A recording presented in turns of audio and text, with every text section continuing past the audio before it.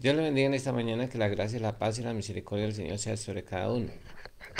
Hoy quiero pedirles el favor que si está oyendo bien, porque se nos dañó el otro computador, entonces estamos probando uno más pequeñito, entonces vamos a ver si se oye bien o hay que arreglar alguna cosa antes de comenzar el programa. Quiero que los hermanos que ya están conectados nos hagan ese favor y nos se comuniquen si se está oyendo bien. ¿Sí? Bueno, hermanos, Dios les bendiga. Vamos a comenzar nuestro programa de hoy con la ayuda de Dios. Entonces vamos a orar y después vamos a comenzar nuestras preguntas y las respuestas. Eterno Dios y Padre Todopoderoso, Creador del cielo y de la tierra, te damos gracias por este hermoso día que tú nos has dado, Señor. En el nombre de Jesús te pedimos que tú seas guiándonos en todo y que todo lo que hagamos de palabra o de hecho, Señor, tú seas glorificado en todo y que te hagas presente en cada hogar, en cada familia, Señor. Tú has prometido estar con nosotros donde dos o tres estén reunidos en tu nombre y te pido que tú nos abras los ojos de nuestro entendimiento y nos des ojos para ver, oídos para oír, un corazón entendido y que nos ayudes a llevar esta enseñanza en práctica, Señor, en el nombre de Jesús. Amén y amén. Vamos a comenzar con la primera pregunta. Dice, eh, salí salí del Padre y he venido al mundo otra vez. Otra vez dejo el mundo y voy al Padre. Juan 16:28. Cuando el Señor dice otra vez dejo el mundo, ya habla el Señor Jesucristo, pero en el capítulo 18 aún no había sido crucificado. Puede que esté en desorden el Evangelio de Juan. Gracias por la pregunta. Sí, ya me habían hecho esa pregunta antes y desde el comienzo uno nota que Juan es un poco desorganizado en el orden del libro. Por ejemplo, empieza con las bodas de Cana de Galilea y esas sucedieron muy posterior a las cosas. Y en el tercer capítulo también, o segundo capítulo, nos habla también de la entrada triunfal de Jerusalén. O sea que sí, Juan tiene ese problema y escribió en desorden su libro.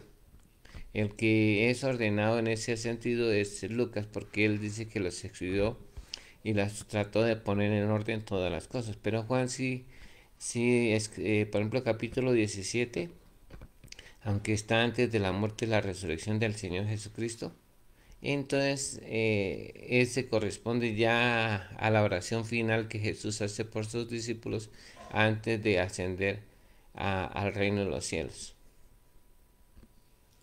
No lo mueva porque se oye. No lo mueva porque se oye. Dice, ¿qué significa el título dado a Jesús, obispo de nuestras almas? Mm, Obispo era en el tiempo de Jesús. Me están preguntando que por qué se le dio el título a Jesús de obispo de nuestras almas. Es un título que usan los católicos, pero lo tomaron de la Biblia, ya que en las personas de autoridad en el Nuevo Testamento habían obispos que eran como nosotros decir, una persona que está encargada de determinada cantidad de pastores se le llamaba obispo.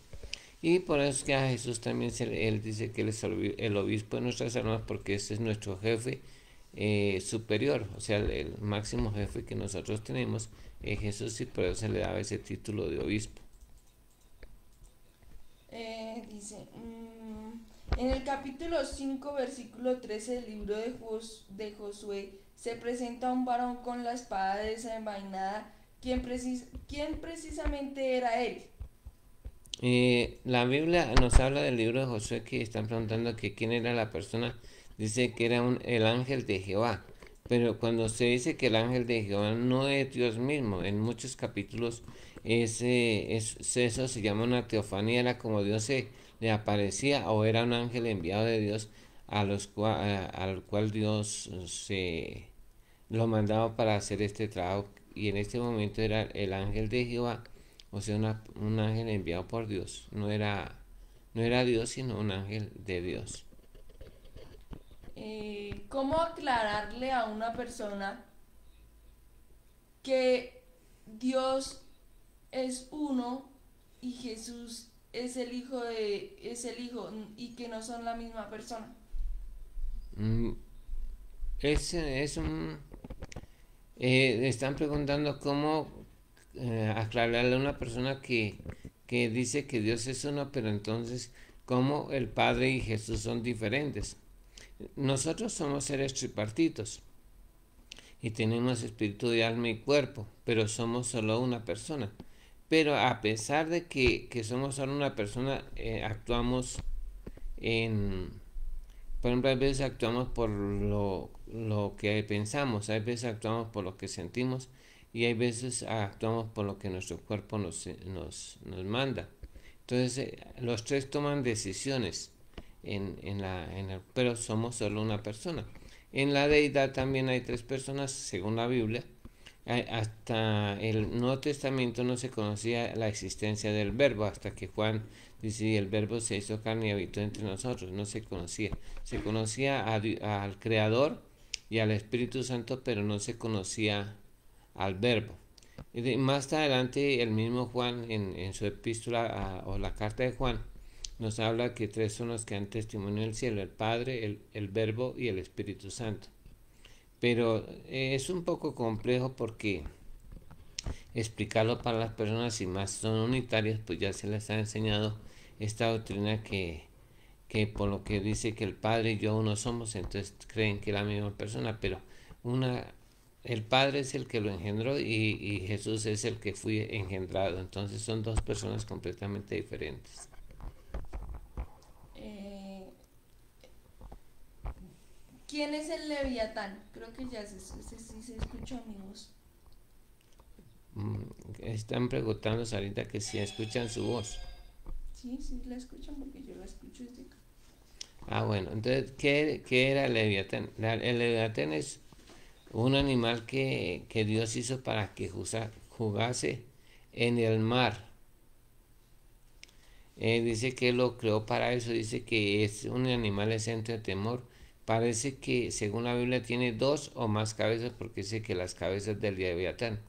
Y dice que es como una serpiente, tal vez es el animal más grande, el más grande que existe en el mar, y solo existe uno según la Biblia, que, que también le llaman, es como una tipología es como un dragón que echa fuego y todas estas cosas, y que vive en lo profundo del mar o del océano. El no tener conocimiento de la ley colombiana no le exime de la culpa. Al no tener conocimiento de que se deben dar los diezmos, ¿lo exime de este pecado o es culpable ante Dios? La Biblia, así como en cualquier ley, el desconocer una ley no lo exime de ella. O sea que es culpable. En cualquier país, en cualquier nación, aún el desconocimiento dice: "Por eso mi pueblo pereció por falta del conocimiento". No dice que vivió, sino que pereció por falta del conocimiento. Entonces ahí también, si una persona, cualquier mandamiento, cualquier que se transgrede, ya está en pecado. Por eso es que necesitamos reconocer que hemos pecado delante de Dios y convertirnos y empezar a hacer lo que Dios dice. En el caso de que nosotros, por ejemplo, a medida que nosotros vamos leyendo la Biblia y descubrimos cosas que no debemos hacer y las dejamos de practicar, le pedimos a Dios perdón, no nos perdona y nos convertimos, dejamos de hacerlo, así Dios se glorifica. Pastor, si dentro del sueldo se tienen deudas y se le descuentan de la nómina, ¿de ello también debe diezmar? Es que debemos pensar, es que yo sé que Dios no necesita plata. Hay veces ese es el problema de las personas. Dios nunca ha necesitado plata porque toda la plata y el oro son de Él. Los animales, aún nosotros somos doblemente, en el caso de los creyentes, somos doblemente pertenencia de Dios porque por hechura y porque Jesús nos compró. Pero el que nosotros demos el diezmo es por amor. al Señor y reconociendo que el Señor es el dueño de todas las cosas y debemos ser justos en eso. No nos pide el 20 ni el 15 ni el 11 ni solo el 10. Entonces debemos hacer cuentas. Si ganamos, digamos, el sueldo son 300.000 pesos, pues saquemos los 30, así nos descuenten en la empresa. Debemos sacar de todo de lo que ganamos realmente, es de lo que debemos sacar el diezmo, no incluyendo las deudas, porque también Dios nos lo dio. Entonces debe ser del todo, de todo lo que... En el caso de los negocios es un poco diferente, porque hay que sacar los gastos y de sobre la ganancia neta es lo que se ofrenda o se diezma, no se ofrenda sino se diezma. Entonces sí debemos hacerlo. Acá hay una dice, ¿a qué hace referencia el sacerdocio de Melquisedec en Hebreos 7?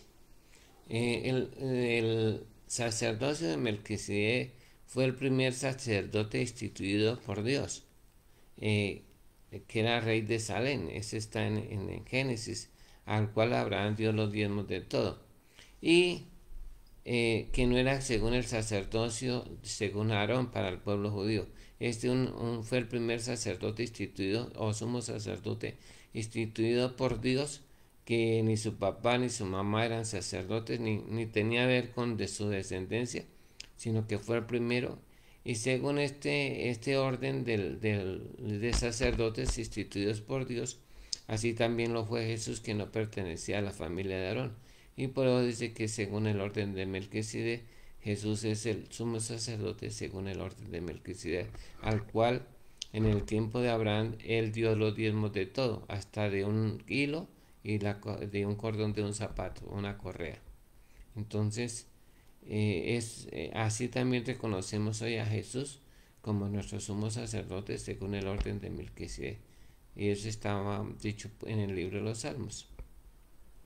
La Biblia nos da a entender que Dios no obliga a nadie para acceder al arrepentimiento, y más después de oír el Evangelio. Entonces, si mi respuesta a la oración depende de la decisión de dicha persona y no lo hace, ¿qué se debe hacer? Ninguno de nosotros quería. La verdad es que ninguno estaba buscando a Dios.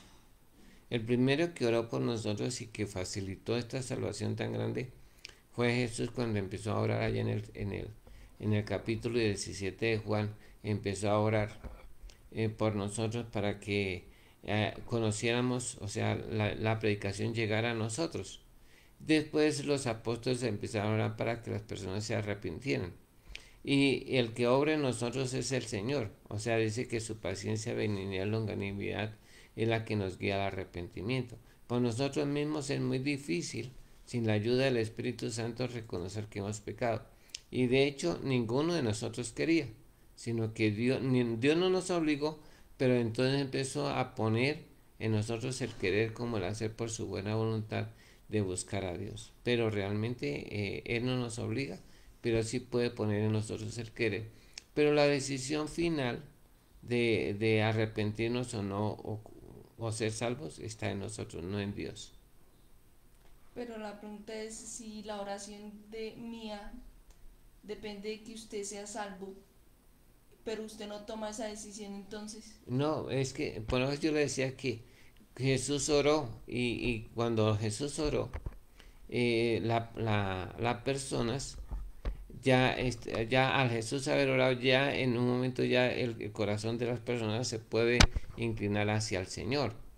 Y por eso es que la necesidad que la iglesia también ore para que las personas, aunque Dios no los pueda obligar, pero sí va a poner en ellos el querer y el hacer para que lleguen a ser salvos. Yo estoy aquí por la oración, primeramente, y creo que de mi mamá, que era la creyente, y de los maestros de escuela dominical para que fuera salvo. Y Dios en su misericordia oye, y además Él no quiere que las personas se pierdan. Entonces nuestras oraciones por las personas para que sean salvas no es en vano. Yo he oído de testimonios, una hermana en Chiquinquirá le dio a un señor un tratado. Ella tiene un negocio y tenía ¿cómo se llama? En minutos, o sea, ¿cómo se llama? 20 minutos. 20 minutos, entonces tenía su... Y entonces cuando el hombre terminó de llamarle, pasó un tratado, el hombre cogió, lo rompió y se lo tiró en la cara de ella. Pero ella no se enojó ni nada de esto, sino que sí, oró por el hombre y le pidió a Dios que lo perdonara. Como a los pocos días el hombre vino de nuevo a llamar ahí. Y cuando la hermanita lo vio, pues le dio gracias a Dios porque había vuelto. No porque era un cliente, sino porque había vuelto allí. Y el hombre le dijo, señora, perdóneme, yo fui muy grosero con usted, no debía haber hecho eso. Por la oración de ella, él empezó a reconocer que lo que había hecho era malo. Y le dijo, señora, ¿me puede regalar de nuevo el tratado que usted me está dando? Y ella volvió y se lo dio. Porque eso es lo que hace Dios. Dios oye la oración y más cuando es para que las personas sean salvas, entonces Dios empieza a actuar, pero no obliga. Pero sí Él encamina todas las cosas para que la gente finalmente llegue a ser salva, si la persona lo decide. Pero hará todo lo imposible porque las personas lleguen a ser salvos, sin obligar a nadie, ¿no? En el capítulo 24 de Isaías se refiere a qué tiempo, a la gran tribulación. Me tocaría leerlo aquí ahorita que estoy como... Bueno, y me si le gustaría puedes enviar, si lo describe el versículo. si escriben el versículo para poderlo decir porque no recuerdo. Yo citan no recuerdo bien. Si me dicen qué dice, es posible que lo recuerde con la ayuda del Espíritu Santo. Una amiga pregunta, ¿qué tanto se debe estar sujeta la mujer al esposo? Hay que entender qué es sujeta. Hay dos palabras, una se llama sumisión, que era una palabra que era dada para los esclavos, no tenían voz y voto, siempre tenían que hacer lo que se les ordenaba. Ellos estaban sumisos a sus amos. En el caso de la esposa dice que está sujeta, o sea que no es que no tenga voz y voto, no, sino que pueden llegar Dialogar. a un acuerdo, dialogar para llegar a un acuerdo o tener una discusión, pero cuando yo hablo de discusión no es de pelea, sino para llegar a acuerdos. Entonces la mujer sí tiene y puede opinar en cuanto a las cosas, porque delante de Dios no hay varón ni hombre, ni varón ni mujer, sino que Dios puso un orden, es para que haya un orden y una autoridad en la casa y está el Señor Jesucristo, está el hombre, la mujer y luego vienen los hijos. Entonces es para que haya un orden de autoridad y no es para enseñorearse de la mujer, no es eso. Con respecto a eso, digamos, la mujer tiene que pedir permiso al esposo.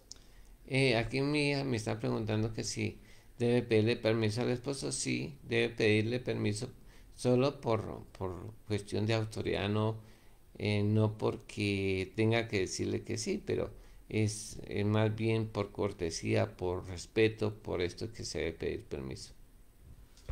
Eh, ¿Es cierto que ya hay gente con la marca? Mm, Tatuados, sí, muchos, que se han hecho tatuar el 666. Sí, hay una secta oh, donde las personas se hicieron tatuar el 666. Entonces sí hay muchos tatuados, pero no es la marca de la bestia de Apocalipsis, no. Porque hasta que el Señor no venga por la iglesia, no empieza a marcarse en las personas con el número, el nombre o la marca. ¿Listo? Ujú. ¿La mujer y el hombre pueden cantar los mismos salmos y alabanzas a Dios o hay alguna excepción para algunos de ellos? O sea, de algunos salmos o alabanzas. No entiendo. Que si la mujer y el hombre pueden cantar los mismos salmos y alabanzas o hay algunas excepciones en cuanto a cantar salmos y alabanzas de acuerdo al género, si es hombre o mujer. ¿Sí me dicen entender? Pues yo creo que no habría mucha diferencia. Eh, depende porque Sí se puede hacer excepciones, sí, en ese, sí hay más himnos y cánticos que se refieren más a hombres y hay veces más a mujeres, entonces sí puede haber alguna diferencia, pero no delante de Dios, no, pero la forma que lo canta. Bueno, digamos, esta es pregunta mía, porque no veo. Si una persona, si en el Antiguo Testamento dice que rociaban la sangre, bueno, puede ser una pregunta muy como, bueno, pero si rociaban la sangre, que decía que rociaban la sangre en el templo o En el altar de en el sacrificio, altar, ¿esa sangre la limpiaban después no. o la dejaban ahí así de por vida? Lo que pasa es que en todos los sacrificios cogían, depende, la sangre se rociaba alrededor del altar de bronce, se sacrificaban y parte de ella se untaba en los cuernos del altar y otras hay veces de esa misma sangre se le untaba en el lóbulo derecho de la persona, en el dedo pulgar y en el dedo pulgar del pie derecho a las personas para uno de los ritos y también hay veces para purificar a los leprosos, entonces también cogían ramas de hisopo y con sangre y lo rociaban. Para santificar las cosas también se hacía así. Entonces, pero generalmente la sangre se derramaba, la tierra la embebía y ya no. Y además como eso se calentaba, entonces se, se secaba esa sangre. Y de hecho tenían que hacer aseo, finalmente. Pero, o sea, quitaban la sangre. Por eso era la pregunta, la que si la lavaban. No lavar, no. Creo que al secarse como estaba caliente, eso se ponía espesa. Y entonces se secaba y se recogía. No se lavaba. Ah, ok, ya entiendo. Como dice que se levantarán reino contra reino, se puede decir que es el reino de los virus contra el reino animal racional. No, cuando se habla del reino contra reino en las profecías del Señor Jesucristo, se levantará nación contra nación y reino contra reino, está hablando de que al final de los tiempos se levantaría, ya se levantarían como las guerrillas, o sea, se levantarían personas que se sublevarían contra la autoridad y como ha sucedido en este 50 años o 60 años, se han visto más notoria esa manera de que las naciones están divididas por gente del mismo, ¿cómo se llama? De la misma nación. ¿Listo? Sí, eso es. Esta pregunta que hace Gilberto Carranza sobre en qué momento se borra el libro de las obras la respondimos ayer. Pero el libro de las obras o el nombre Ah, sí, es otra. ¿En qué momento se borra el libro de las obras? Sí. inicialmente hay dos formas en que en la Biblia se puede tomar esa pregunta. El libro de las obras, cuando usted se arrepiente y se convierte al Señor, el libro puede ser borrado totalmente y de a través de la sangre de Jesús. En el momento que la persona se arrepiente, le pide perdón a Dios, ese libro puede ser borrado. Pero también la persona, si en el caso de que, digamos, una persona no perdonó, lo pueden volver a reescribir las cosas que estaban escritas en el libro, según la palabra de Dios. Entonces, hay diferentes momentos en que se puede borrar y en el caso de que uno no perdone, se vuelve a reescribir lo que estaba escrito en el libro. En la Biblia dice que la mujer no tiene derecho de predicar en el púlpito. ¿A qué se refiere? Bueno, eso no es tanto en el púlpito, ¿no? Lo que pasa es que en el tiempo del apóstol Pablo, y creo que esa era una cultura griega o romana, no recuerdo exactamente si era griega o romana, pero estaba prohibido que las mujeres hablaran en público, ¿cómo se llama? No estaba bien visto, no era, entonces era un problema cultural más que de fe, era cuestión cultural, de que las mujeres no debían enseñar a los hombres y menos en público. Entonces por eso el apóstol Pablo, para que no fueran causa de problema, él escribió en esa carta acerca de eso. Entonces, pero cuando uno analiza la Biblia, no tenía problema, las mujeres judías no tenían ese problema de no poder enseñar a los hombres. Ahí en el caso del Antiguo Testamento está Débora, que era una juez de Israel, y Dios la usaba mucho y venían la gente para ser enseñados por ella, la ley y todo eso, y venían a consultar a Dios a través de ella. Entonces, en el pueblo israelita no hay ese problema de esa cultura. Entonces, además en el capítulo de los Salmos, capítulo 68:11, está profetizado que en este tiempo las mujeres predicarían las buenas nuevas. Y el Señor daba palabra y había una multitud de las que llevaban buenas nuevas. O sea que hoy las mujeres pueden predicar el Evangelio sin impedimento. En 1 Corintios 5:5 dice: el tal sea entregado a Satanás para destrucción de la carne, a fin de que el espíritu sea salvo en el día del Señor. ¿Qué significa? Ayer hicieron esta pregunta, ayer contesté esta pregunta, creo. Yo decía que, así literalmente era que la persona la dejaban a su capricho. O sea, ya no, lo tenían como gentil y publicano y lo echaban de la iglesia a fin de que se avergonzara para que se arrepintiera y volviera al Señor. Pero y por eso le decían que lo entregaban al enemigo. Pero yo decía que eso no era bueno porque nunca Jesús entregó a Judas al enemigo para que se perdiera. Porque cuando una persona yo he visto personas y es muy difícil cuando un pastor maldice a una creyente. Un día llegó aquí a la iglesia una mujer que un pastor de aquí de la ciudad le dijo que la había entregado al enemigo. Y esa persona no tenía paz. Y aunque yo quise mostrarle que el amor de Jesucristo no se perdió, no pudo recibir porque ese pastor la maldijo.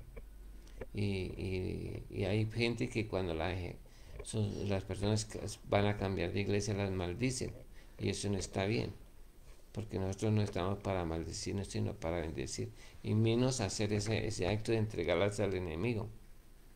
Pero yo nunca he estado de acuerdo con eso, y además no hay un solo testigo y no se puede hacer de eso una doctrina.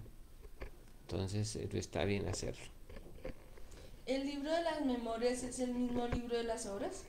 No, el libro de las memorias es muy diferente al libro de las obras. El libro de las memorias es un libro que está escrito en el libro de Malaquías y que Dios dijo que se hiciera ese libro porque habían unos creyentes, unas personas, el pueblo está en decadencia. En ese momento de Israel es el último libro de la Biblia que se escribió del Antiguo Testamento, y entonces el pueblo estaba en decadencia. Entonces, pero todo el pueblo estaba descarriado, pero habían unos que aún permanecían con fe y buscando a Dios. Entonces dice que de continuo pensaban en Dios y oraban continuamente a Dios, y dice que a estas personas que estaban practicando la hospitalidad, hacían limosnas, oraban a Dios siempre, y que perseveraban en su pensamiento agradar a Dios, le digo que se escribió un nombre, y en ese libro se escribían los nombres de ellos, y que a ellos Dios les mostraría la salvación. Entonces es un libro diferente. Allí están los nombres de las personas que cumplen esos 4 requisitos. Primero, que oran a Dios continuamente. Segundo, que son temerosos de Dios. Tercero, que sirven a los demás y dan ofrendas y digamos entre comillas limosnas. Y cuarto, es personas que perseveran en el pensamiento de Dios. Entonces, esas personas son escritas aún en este tiempo en ese libro. Cornelio fue uno de ellos, por eso es que dice que tus oraciones y tus limonas han subido para la memoria delante de Dios. O sea que el nombre de Cornelio estaba escrito en ese libro. También estaba escrito el nombre de la vendedora de púrpura. Allí también ella estaba escrita Lida se llamaba. Entonces, estas personas que hacen eso, Dios prometió mostrarles la salvación. Pero es diferente al libro de la vida. Pastor, buenos días. ¿Qué significa? Y yo os digo, ganad amigos por medio de las riquezas injustas, para que cuando éstas falten os reciban en las moradas eternas. Lucas 16:9. ¿Ese era el que estaban preguntando antes? No. Bueno. Hay una cosa muy bonita en ese libro, en esa parábola, y es que lo primero que tenemos que reconocer que todo es de Dios. La plata, el oro es de Dios. Los animales son de Dios. La ciencia, el conocimiento es de Dios. Todo lo que nosotros vemos y lo que no vemos, Dios es el dueño absoluto de todas las cosas. Aún nosotros mismos le pertenecemos a Dios, por eso dicen las almas son mías. O sea, Él nos creó y por lo cual también Él es nuestro dueño. Entonces lo que dice Dios en este capítulo es que con lo que no es nuestro, como todo es de Dios, cuando yo le doy a una persona, le ayudo, no es de lo mío, le estoy dando de lo que no es mío y me estoy haciendo un amigo. Hay veces nosotros, por ejemplo, los ávaros son los que amontonan y nunca comparten. Nosotros estamos llamados a dar, pero dice es más bienaventurado dar que recibir y a ser amigos con lo que no es de nosotros. Porque como todo es de Dios y yo comparto algo de lo que Dios me ha dado, no es porque sea mío, sino es de Dios y me dio para administrarlo. Entonces yo debo hacer buen uso de eso y hacer con eso que Dios me ha dado, puedo llevar a personas al reino, a ser amigos y llevar personas al reino de los cielos. Y que eso es lo que quiere decir esta parábola, que ganemos a personas haciéndoles favores para que con lo que no es de nosotros. Por ejemplo, lo invitamos a tomar un cafecito con almohada y quesito y estamos haciendo un amigo y podemos llevarlo o ganarlo para el Señor. Vemos una persona que está desnuda, podemos darle ropa que no es nuestra, porque esta ropa que yo tengo es del Señor, pero se la doy y la comparto con ella y entonces esa persona se puede volver amiga y podemos llevarlo a conocer a Jesús. Entonces hagamos eso. ¿Por qué las mujeres no pueden dar la Santa Cena? No es que no pueda. Hay mujeres, por ejemplo, en la Asamblea de Dios, que la misión a la que yo pertenezco también, y hay muchas mujeres que son pastoras y dan la Santa Cena. Lo que siempre se debe hacer es que si hay un hombre, la pastora debe darle el lugar a ese pastor para dar la Santa Cena si hay. Y si es... Pero las pastoras también pueden dar Santa Cena. Para aclarar un poquito ese tema. O sea que si la mujer está sola como pastora en ese lugar, ella es la indicada para dar la Santa Cena. Sí, si ella es la única pastora, por ejemplo, si bueno, yo conozco, hay una, ya creo, ya está muy anciana ella, es una pastora y toda la vida se le murió el esposo siendo pastor y ella siguió con la iglesia y levantó a sus hijos y todo, se quedó viuda y ella siguió haciendo la obra del ministerio. Entonces ya lleva como creo que unos 40 años o 45 años, pero de pastora ella sola.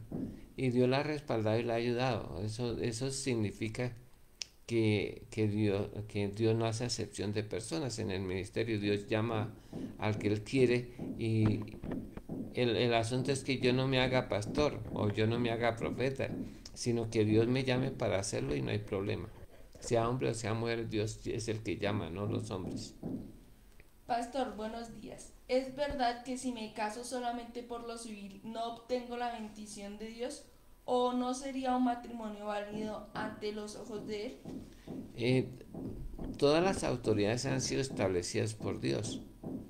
Eh, yo ya había hablado de este tema, pero no importa si se casa por lo civil, se casa porque la compraron con chivos, ovejas o cabras, ese matrimonio delante de Dios es válido. No importa por el rito que sea. Si es, por ejemplo, los guajiros lo compran por cabras y ovejas y bueyes a la persona, pagan una dote a los tíos de la muchacha, paga esa dote y ellos autorizan si se casa o no se casa. Y después no la puede despachar nunca. Ella es su esposa, aunque no hubo una ceremonia espiritual, pero es un pacto que las personas se hacen delante de Dios, no importando por el rito que sea. Hay otros, en la Biblia habla de eso, por ejemplo, con el solo hecho de que Isaac metió a Rebeca a su tienda y la hizo su mujer, con eso fue suficiente, porque era la forma que lo hacían, ¿no? Autorizada para hacerlo. Y ya era su esposa. Entonces, porque está avalada por una autoridad, en el caso del notario, está avalada por el gobierno. En el caso de un pastor, si no está avalado por el gobierno y tiene convenio con el gobierno, no debía casar. Lo que nosotros generalmente hacemos es solo iniciar el matrimonio. O sea, después de que se casa delante del notario, que es la persona encargada hoy, antes era el juez, ahora son los notarios, y cuando vienen a nosotros ya están casados. Y lo que hacemos es solemnizarlo y pedir la bendición de Dios sobre ese matrimonio, pero de hecho ya están casados desde antes. Esta pregunta de Santa Patricia Santana ya la habían hecho. Dice, buenos días, pastor y familia de Dios los bendiga. Ah, familia, Dios los bendiga. Nuestros nombres están inscritos en el libro de la vida porque es inscritos y no escritos. Y pueden ser borrados por qué causa. Esa la contestamos ayer. Bueno, la palabra escrito es cuando hay un evento especial y las personas se inscriben para participar de ese evento. Pero es que aunque no es incorrecto decir inscritos o escritos, es lo mismo, pero tienen dos connotaciones diferentes. La Biblia habla de escritos y también de escritos, entonces no hay problema porque todos estamos invitados para ser salvos. La persona es la que decide si lo hace o no lo hace, pero ya sus nombres están escritos o escritos en el libro de la vida. Esta creo que también ya la habíamos contestado. Hola, pastor y hermanos y hermanas. Buen día. Dios les bendiga. Una pregunta. Lo que habla en Mateo 22:11, que habla de una persona que estaba colado porque no estaba vestido de bodas, ¿a quién lo debemos comparar hoy? ¿Cómo entró? Gracias. Recuerden que es una parábola que nos ilustra una situación que se va a presentar en el reino de los cielos. Inicialmente la palabra de Dios dice en esa historia o en esa parábola, no es una historia, no es una parábola, dice que el rey había preparado las bodas para su hijo. Entonces las personas, dice que se les invitó a varias personas. Una de ellas dijo, no puedo ir porque estoy recién casado. Otro dijo, no, es que compré una yunta de huevos y bueyes y tengo que irlos a probarlos. Y el otro dijo, es que yo compré un terreno y tengo que irlo a recibir. Y todos estaban ocupados en esa historia. Entonces el rey dijo, no, pues para que no, como estos no quisieron, entonces dice, salgan a los caminos y fuercen a entrar a todas las personas para que asistan a las bodas de mi hijo. Pero era un requisito que delante del rey no podían entrar con la ropa que llevaban. Siempre había en cada reino, había un lugar donde las personas se debían bañar y arreglar, afeitar inclusive, y poner bien y ponerse un vestido de acuerdo a la ocasión. No se podía entrar con la ropa que llevaba. Entonces le pasó así, todos llegaron y se bañaron, los que los recogieron los bañaron, los vistieron adecuadamente, pero uno de ellos no se vistió adecuadamente, sino que entró y no tomó en cuenta eso, y ese estaba colado allí. No era porque no tenía la oportunidad de estar allí, sino que no hizo lo adecuado. Y así hay personas que según la palabra de Dios pueden estar allí ya sentaditos y creen que ya son salvos, y los van a sacar y lo van a poner enfrente y los van a coger y echar en el infierno porque no cumplió con los requisitos, no estaba vestido apropiadamente eh, delante del Señor, que él, para que, ¿cómo se llama? Tipológicamente o simbólicamente, nosotros tenemos que estar vestidos y no desnudos, porque a través del sacrificio de Jesús. Entonces esta persona tal vez no conoció a Jesús, pero sí estuvo allí y los van a sacar. Eso se va a presentar, aunque parece ilógico, pero al estar ese caso en la Biblia, eh, da la imagen sellada por Jesús, sí va a dar el caso de los colados. Pastor, ¿en este tiempo una persona puede ser transpuesta a otro lugar o eso solo fue para el tiempo antiguo porque no habían los medios que hay hoy en día? No, no es problema en que Dios lo pueda hacer, porque Dios lo único que Dios dijo que no volvería a hacer con ningún hombre era para que el sol, la luna y la tierra se separaran.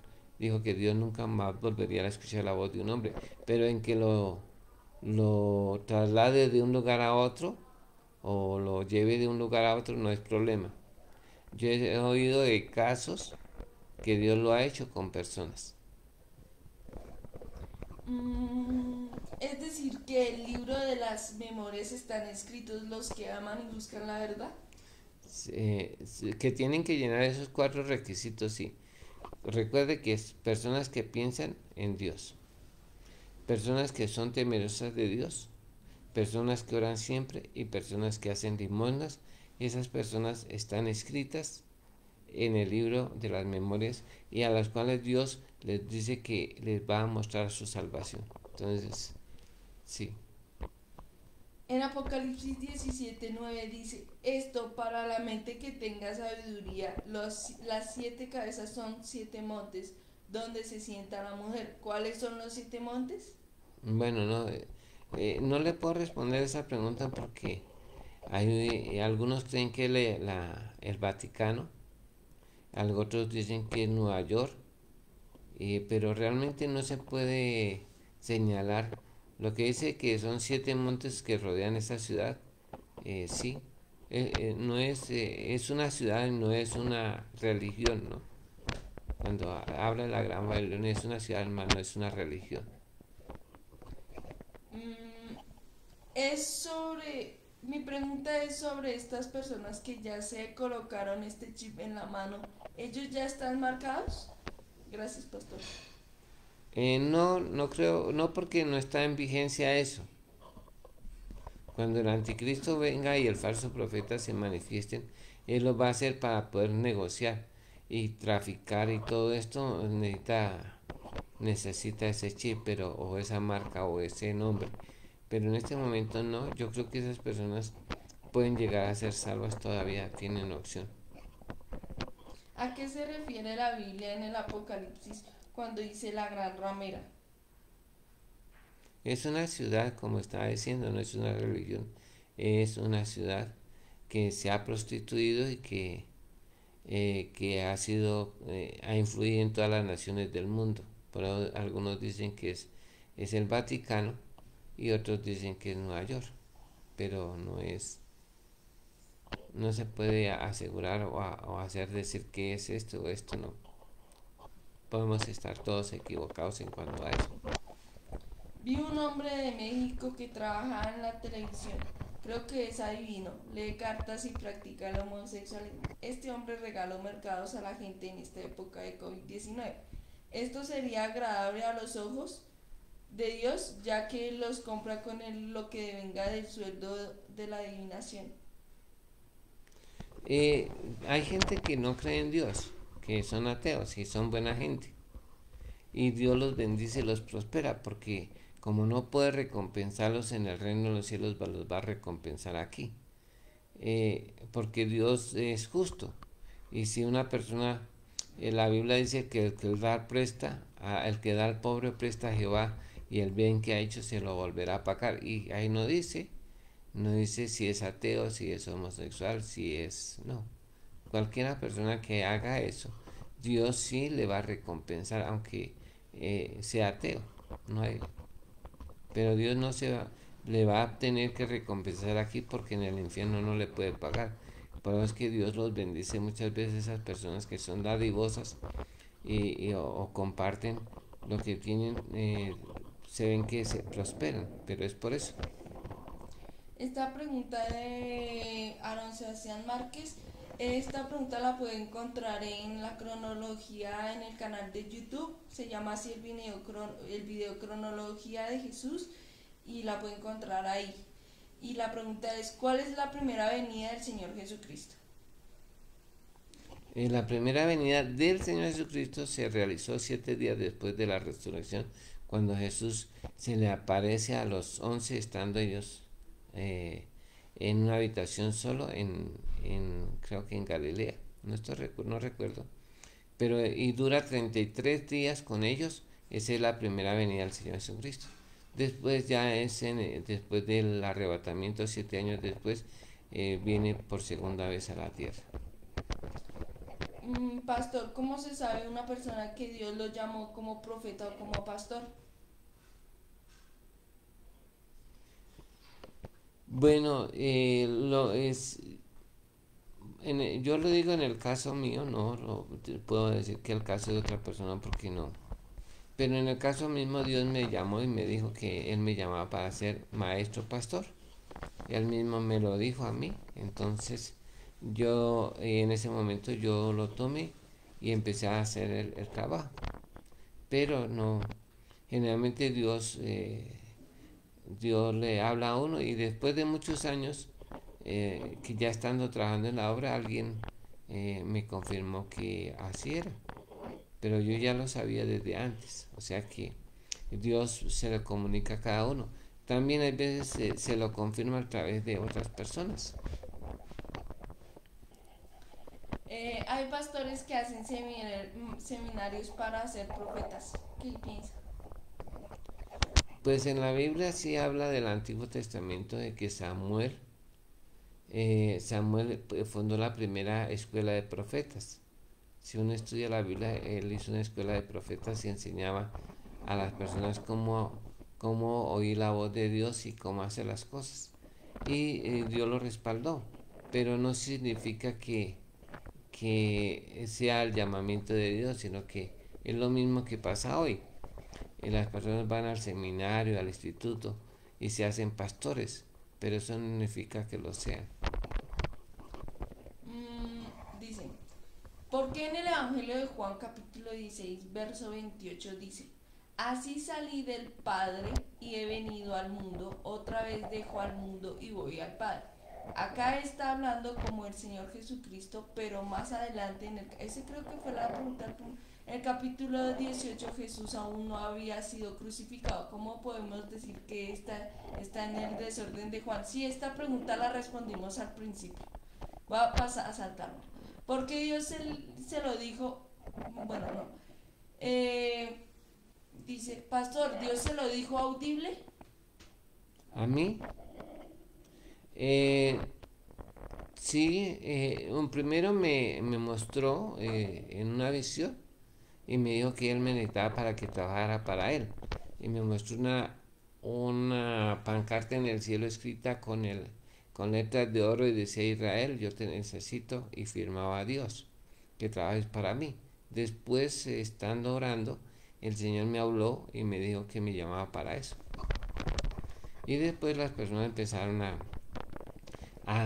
darme, sin que yo les dijera que era pastor ni maestro, y todas las personas empezaron a llamarme pastor. Entonces, así ya estaba más seguro. Pero yo pasé mucho tiempo antes, yo ya trabajaba para la obra cuando desde los 12 años y medio, 13 años, empecé a ir a enseñar la palabra de Dios, y la gente me decía pastor, y era un niño. Y tenía en esa iglesia, habían 8 creyentes, en ese tiempo era muy difícil, echaban piedra, le echaban a uno orines, lo escupían, hacían muchas cosas, había mucha persecución. Pero aún así Dios en su misericordia me guardó y me respaldó. Entonces rompían las tejas, y los hermanitos me empezaron a decir que el pastor, y yo era un niño cuando me empezaron a llamar que era pastor. Entonces es cuando Dios empieza a confirmar, y la gente lo ve como lo que es. Entonces así después duré como 3 años de pastor allá. Después estuve en un pueblito llamado Tasco, Boyacá, y también tuve ya como 30 personas pastorear. Después Dios me llevó, estuve trabajando aquí en Bogotá, y luego estuve con Misión en la Selva, y tuve casi como 400 personas a quienes les enseñaba la palabra de Dios. Entonces ahí es donde ve que el respaldo de Dios, si Dios lo llama a uno, lo respalda. Jonás murió en el vientre del gran pez. Según la palabra de Dios, sí. Eh, Pastor, volviendo a lo de que, bueno, usted ya entenderá. Pastor, si este hombre dio mercados con el fruto que dejó el pecado de la adivinación, allí no intervino Dios, porque esto sería algo como el sacrificio a los ídolos. Eh, Uno puede juzgar como quiera las cosas, pero recuerde que todo es de Dios. Entonces, si reconocemos que todo es de Dios, es la plata que le dieron a ese hombre era de Dios. No es el fruto de su trabajo, sino que es de Dios. Todo es de Dios. Ese hombre es de Dios. El brujo, esa persona, Dios es el dueño porque lo creó. Y esa persona también puede llegar a conocer a Dios. Porque en la Biblia se cuenta de personas que practicaban la brujería, y al oír del Evangelio se convirtieron, y dice que quemaron los libros, y era una gran cantidad de dinero que valían esos libros de brujería. Y dice que los quemaron, y sumó no sé cuántos, digamos millones de pesos que costaban esos libros, y aún así los quemaron para que no quedara ni otro lo fuera a usar, y así tampoco, ¿cómo se llama? Eh, para que no quedara, para que no fueran usados, ni las personas se volvieran detrás a buscar esos libros. Pero no importó la suma que valían, ellos se convirtieron a Dios. Uno debe orar por esas personas en lugar de juzgarlas. Debemos orar por ellas para que Dios tenga misericordia, las perdone y las salve. Eso es lo que yo digo. Y recuerde que todo es de Dios, y la Biblia dice que al hombre que agrada a Dios le da sabiduría, ciencia y gozo, y al pecador le da el trabajo de amontonar para darlo al que agrada a Dios. O sea que Dios pudo usar esas personas como es de Dios para que lo bendigan a usted, y no están malditas esa provisión ni en nada de eso. Entonces no podemos decir eso. Lo que sí la Biblia dice que no, en las cuestiones de esa plata no se puede llevar es a dar diezmos y ofrendas, pero para otros no creo que haya problema, no, a no ser que esté equivocado. Las maldiciones generacionales existen para este tiempo. Sí, sí existen para las personas que no conocen a Dios y que no han nacido de nuevo, sí, el pecado los alcanzará, ¿no? Pero en el caso del creyente no, porque cuando la persona se convierte al Señor y nace de nuevo, es una nueva criatura, entonces ya no tiene pasado, ni le va a alcanzar esas maldiciones de los antepasados. Esto hace referencia a cómo Dios nos llamó para ser pastor. ¿Esa visión fue un sueño? No, Fue una visión. no estaba dormido, no. Dice, Jacob luchó contra el ángel. ¿El ángel luchó contra Jacob? Ahí dice que luchó contra un ángel, pero no puede ser, si luchó contra un ángel, tiene que, para que haya lucha, tiene que haber dos. Tiene que haber una respuesta del otro. Sí. Bueno, esta es un lío porque, digamos, si Jesús, no mentiras, en este tiempo sabemos que los judíos, la mayoría, no creen en Jesús, o sea, creen que fue un profeta, pero no en el Mesías, ¿cierto? No necesariamente, eso es una concepción errada de que todos los judíos en este tiempo no creen en Jesús. Si los primeros cristianos eran judíos y se le predicaba primeramente a judíos, o sea que muchos judíos en Jerusalén nomás habían 8.000 creyentes judíos incluyendo sacerdotes y principales como Nicodemo y como José de Arimatea, que eran del Sanedrín y creyeron en Jesús. Entonces, hay veces es errado decir que los judíos no creen en Jesús. No todos, hay como todo, hay gente judía que cree en el Señor y son judíos. Hay otros que no creen que Jesús hubiera venido, pero, o sea que el Mesías ya haya venido. Pero sí, no se puede generalizar que no creen. No sé si es... Pero que parece que se dañó la... Bueno, creo que solo se va a escuchar porque... Bueno, pero esa no era mi pregunta, pero bueno. Dice, en las oraciones contrarias son pecado para ellas tener... Pero son... No mentiras. Las oraciones contrarias son pecado, pero ellas tienen poder. Eh, lo que pasa es que no es tanto la oración. Es... No, porque Dios no oye esa oración, porque esa oración es abominación. Lo que sí hace es que la fe de esa persona que es contraria sí puede hacer mella en, en, en los planes de otra persona que sea creyente, sí. En el caso, por ejemplo, la incredulidad de las personas en Nazaret impidió que Jesús hiciera milagros y señales allí. Dice que salvo sanó a algunas personas poniéndole las manos. Y no habían orado, pero sí la incredulidad de las personas hace que el poder de Dios no se pueda manifestar en una persona que tenga y que esté ungida con el Espíritu Santo. Entonces, ¿cómo se tiene una visión? Está hablando de que es su visión. No, eso no es de uno, es en un momento dado uno está orando y puede ver eso, pero no es y ver cosas que no están pasando, o sea, que no son en la realidad, pero los puede ver.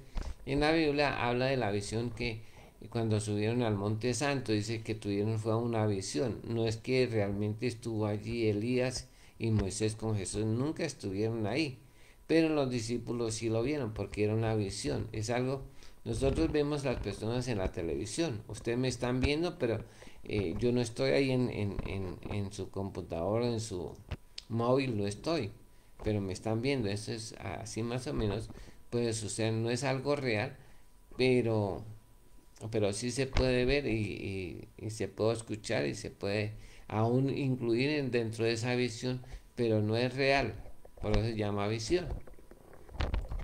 Si se pide a Dios algo material y llega por manos de una prostituta o de una persona pecadora, digamos así, ¿es lícito recibirlo y usarlo? Pues en mi Biblia dice que sí. Pastor, me refiero a una maldición generacional cuando hay personas que dicen que si el padre sufrió alguna enfermedad o alguna otra cosa se transfiere a los hijos Ah, o la idolatría también.